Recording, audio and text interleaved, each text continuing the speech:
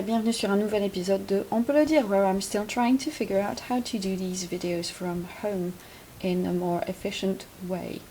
So, today we're going to look at a sound, a phoneme that we had in the previous video. So, phoneme is the unit of sound that you say or hear, and that phoneme that we are looking at today is S. So, the way that we have that in the IPA is basically like an S. So that's the sound we're looking at. In French, we have 7 or 8 ways to spell this, so we call that grapheme. A grapheme is the written code that you see or write in order to show what phoneme should be said or heard. Let's look at the first cluster of graphemes for this sound.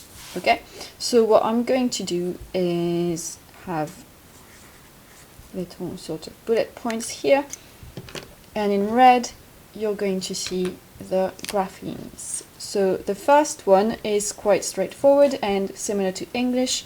It's a double S. So if you see a double S in French, then you're going to have to make the sound S, like in English when you do hissing snakes, for example. So my example word today for that is the adjective, lisse, which is sleek or smooth. So if you see a double S, no matter where it is, you say S, okay? Another grapheme that we have, which uses the letter S, is if you have one S, but at the beginning of the word. So if I do this sort of thing, like here, that means it's the beginning of a word. So again, that's similar to English. And my example word is the noun sœur, sister, which you probably already know. Okay? So again, similar. In English, think of the words, similar, set, sat, snake. If you have S at the beginning, you say S. Okay. Next, still using the letter S, but this time it's going to have to be in a cluster with other conditions around it. So this could be either a consonant, which I symbolize with CS, consonant followed by an S followed by a vowel, so VW for vowel, CS for consonant, or it could be the other way around. You could have a vowel and then one S and then a consonant. So in that case, we're going to hear the sound S again. Okay, so let's have a couple examples. For the consonant S vowel, we're going to have the noun danse, which means dance, danse. So we have the N, which is a consonant, then an S, and then an E, which is a vowel. So that's why we say S at the end. And then for the other example, we're going to use escalier. Escalier, so we have an E, which is a vowel, S, and C is a consonant there. So we have a S sound, escalier. And then the C works with an A like we did in the previous video, like we saw in the previous video. So because C is followed by A, we say K, escalier, and that's a staircase or a stair. Okay? So that's my first bunch of graphemes that match the S sound. Okay, so I'm putting them into one box. They all rely on the letter S. Okay, so double S, or S at the start, or S sandwiched by a consonant and a vowel, regardless of the order. Second cluster is going to be relying on the letter C. The first two are reminders from the last video we made. So in the last video, we saw that if you have C followed by E, I, or Y, then the sound you make is S, similar to English. So our example words in the last video were the pronoun or demonstrative adjective ce, which means this, and then we had the adverb ici, which means here, and then we had the noun cygne, which means swan. So C followed by E, I, or Y makes us sound. Okay? The other grapheme we saw in the previous video with a C was the C cedilla. I don't know how to say that word in English. Huh. So in French we call that cédille. Let me write that down. Cédille. It basically looks like part of a 5 drawn under your C. Okay? And the French word for 5 is cinq, which begins with the sound S. So that could help you remember how to pronounce this letter. That's always going to sound S, never anything else. And so the example we had in the previous video was ça, which is a pronoun and it means it or this. And it's used a lot more often than ce, okay? So that was our second one. Third cluster based on C is similar to the first one in that it's basically SC followed by E or I or Y, but I can't think of any word in French that has an SCY cluster in it, so it's not really relevant for us. So our example for that is going to be descendre, which means to go down. It might remind you of the English word descent, because that comes from Latin. Okay, so that's our second cluster, all based on C. We have C followed by E, I, or Y, SC followed by E or I, and then C cédille, which is a special character that we've made in French just for the purpose of having a S sound when we normally wouldn't. So that's our second bunch. Okay, and the last bunch is really just one pattern, and that pattern is going to be based on our letter T. So that's if you see a T and an I followed by a vowel sound. Okay, so this little hyphen means that this is going to be a suffix. If you have it at the start of a word, then it won't be sounded like a S. So it needs to be as a suffix. Okay, so if you have a suffix that has TI and then vowel cluster, then you say C instead of T. For instance, one word you might hear in French would be attention. Attention, attention. We can also use it to say watch out or be careful. So we have attention and not attention. So it's tion in English, it will be sion in French. Okay, so typically that's your main ending, sion, T-I-O-N. That's our last cluster. So let's do a little check task for you now. So Ti used as part of a suffix, and I call it cluster, but it's on its own. So you have three main categories of graphemes that will make the sound S, the phoneme S. So we have everything based on S here, everything based on C here, and finally Ti as part of a suffix.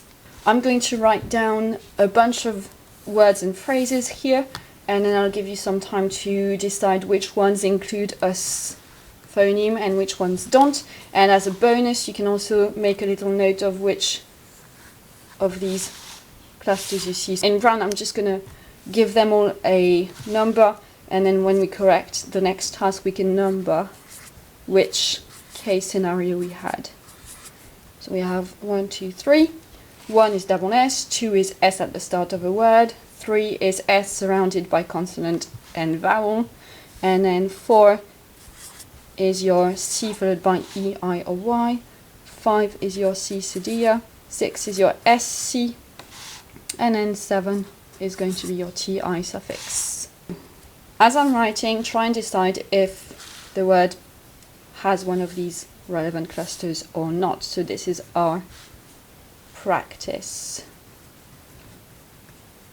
It's annoying because there's a shadow, but I can't change where the sun is shining. So this is the first one.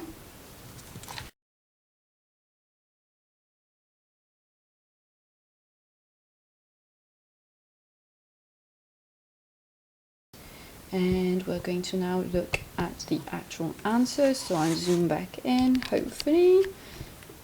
Let's decide if there is the right sound. So here we notice in this first word, which is a preposition meaning in, there is an S. So you might think, oh yeah, that belongs in the first cluster. Except the S is at the end of a word, and in none of that have we seen that. We should have a double S. We don't. we could have S at the start, but we don't, and we could have S surrounded by a consonant and a vowel. We do have a consonant before it, but there's nothing after it. So the first one doesn't actually have an S sound, and so that should be pronounced dans without saying the final S. Chanson, I've just given it away, so this one fits because you have your consonant N, then an S, and then a vowel. So the case scenario we have here is 3. So this one is yes, and it's number 3 because of this part of the word. Okay? Chanson, which means a song. Next, we have a verb, and we have the same principle. We have an N, which is a consonant, followed by S, followed by E, which is a vowel. So that fits our number 3 again. Okay? So we can tick and say, I can't see 3 because of this part of the word. Penser means to think. Penser, think. Then next word, we have vowel, S, vowel. So we're looking at our first set of rule, and vowel S fits here, but then we needed a consonant and we don't have it, so it won't work. Okay, so that's not going to fit our S phoneme rule.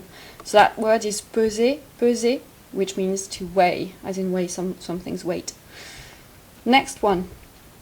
So in this one we can see we have a vowel, then a consonant, then S, then a vowel. So consonant, S, vowel. So that reminds us of number 3, consonant, S, vowel. So that works. So we have a sound in this one, and it fits our rule number 3 because of your consonant, S, and vowel. Course means either race, it's feminine, une course, or if you use it in the pronoun form, des courses is shopping, des courses. Je vais faire les courses, I'm going to do the shopping. Next, we have, again, consonant, S, vowel, rule number 3. That's probably going to be one of your most common ones. I think number 1, 2, and 3 will be very common, and then number 5 with your sedia will be very common. Okay, so absent, absent, that means absent, obviously. It's similar to English because it comes from Latin.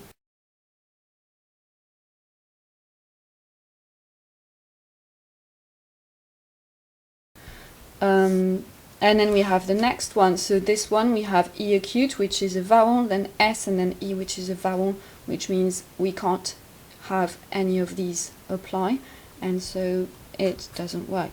Présent, présent can mean either present as in here or present as in now, in time or in space. Présent. In literature you might see it as un présent. Un présent is a gift. Next word.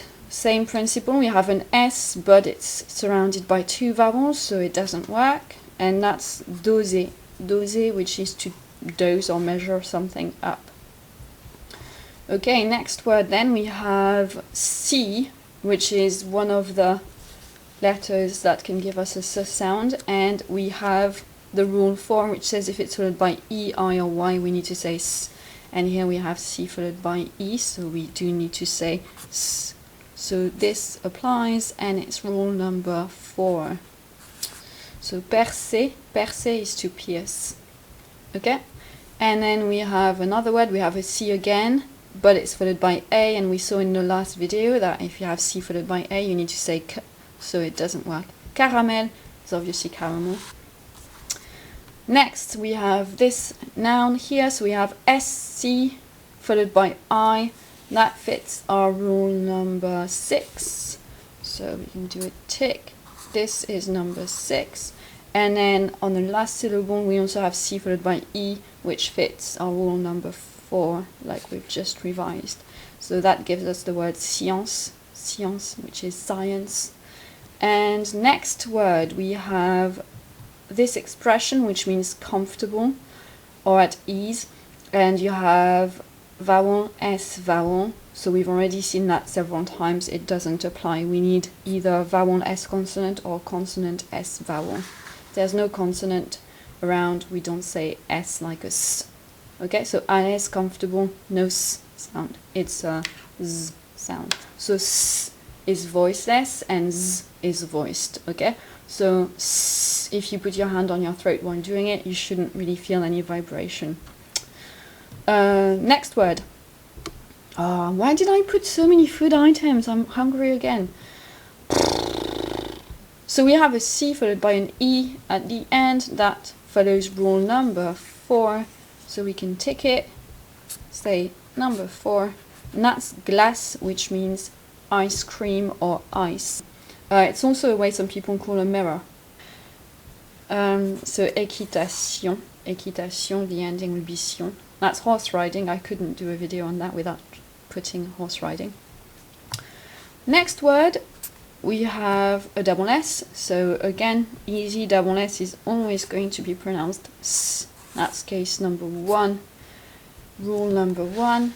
Then we have a little noun, which is vowel, S vowel, so that won't work, and that's bise. Bise is, you might know the French tradition of, kissing the cheeks when you're greeting someone or taking leave. So we call that la bise. Bise can also be... Then we have a verb, and we have a double S. Now that's the easiest, one of the easiest scenarios. Double S says all the time, never bother wandering. So that's rule number 1. It was the first one we looked at. Let me see if I can find it. Yep, number 1. Next word. Oh, sorry, I forgot to say, laisser means to leave or to let something. So like laisse tomber is let it fall, literally. So it's let it go, forget it.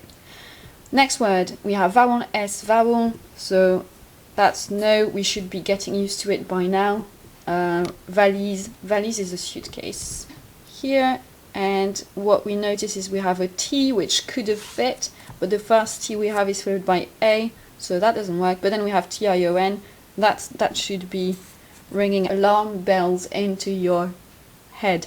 A cold wind, and whenever I sign off an email, I always sign off with B's. That's something you can do instead of X's, and it's less familiar than the X's. So if you have a cordial relationship with someone, not professional, but just like nice and cordial, you can say B's at the end. Then we have this word here, and that's S at the beginning of the word, so it fits our rule number 2, which was up here. Okay, so we will have a S sound. Because of this, it's rule number 2, so we say sûr. That's an adjective, it means sure, as in certain. And finally, we have the rule number 5. We have our si cedilla for ça, which is quite straightforward. Would you rather I go back to the previous time when I had the teddy bear holding the board and I added texts by typing into the editing software? So at the top you have your 3 main groups of graphemes that produce the phoneme S, and then we've had a bit of practice, so hopefully now that makes sense, and hopefully you'll know when you should be saying S. So that's it for this edition of On peut le dire. Let me know what you thought in the comments below. Does this sort of setup with an explanation and then practice work, or does it end up being a much too long video? Like if you like this video, subscribe if you haven't already subscribed, share with people you think might be interested, and I'll see you next time. And don't forget, on peut le dire. Ciao!